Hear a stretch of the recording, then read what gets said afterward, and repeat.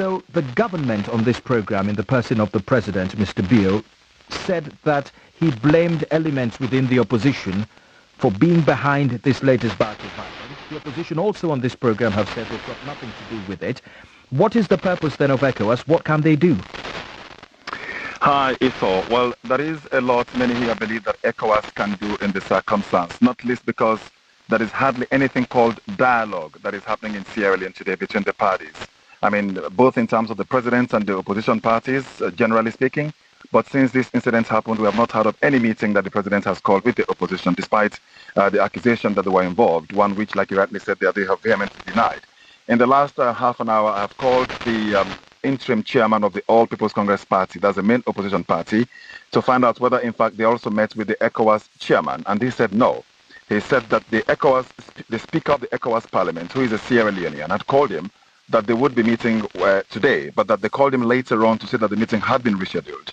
And that up to when I spoke to him half an hour ago, the meeting hadn't happened. And he expressed what he called disappointment that the meeting had not happened for them to have been able to present their own side and vehemently deny and clarify that they had had nothing to do with the events of last week. So what happens next? It's not clear, but it seems different parties and different groups are meeting. The Interreligious Council met today.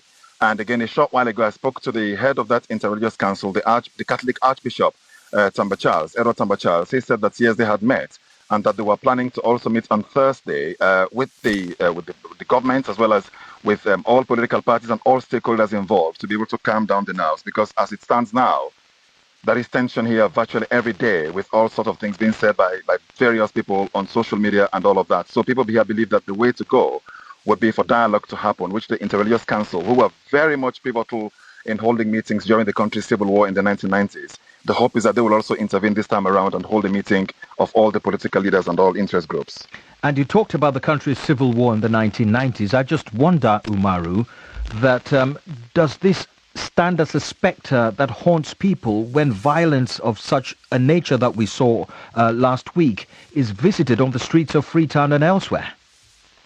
Oh, absolutely, so it does. I mean, it is something which has been also talked about by various people, different people here, saying that the scenes conjured up memories of the 1990s at the height of the country's civil war.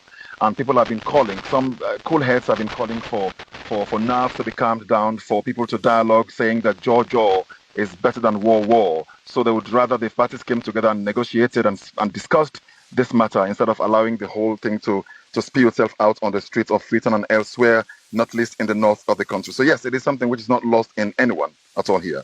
And in the interim, Umaru, there's been repercussions both in Freetown and the northern town of Makeni. Tell us a bit more about what's been going on. I mean, apparently in Freetown we're hearing of arrests, plus a major market has been destroyed.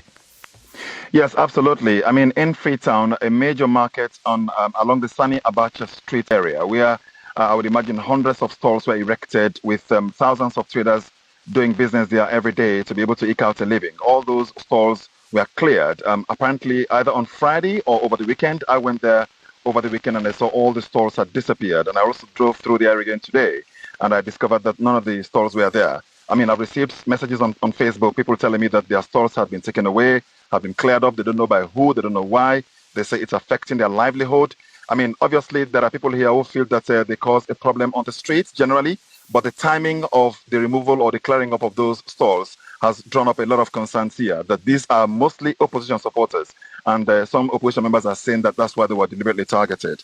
But of course, there have been arrests again going on. We yet do not have any exact figures as to how many people have been arrested. A short while ago, I spoke to the head of the Criminal Investigations Department. He said that, yes, arrests were still going on, and even today some were taken in. But he wouldn't or couldn't give me exact numbers as to how many were being held by the police.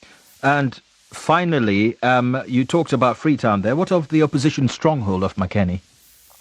Yes, in Makeni, the latest in Tokmin Town and across the country is the apparent shooting dead of one Hassan Samson Bangura. He's known by his alias Evangelist Samson.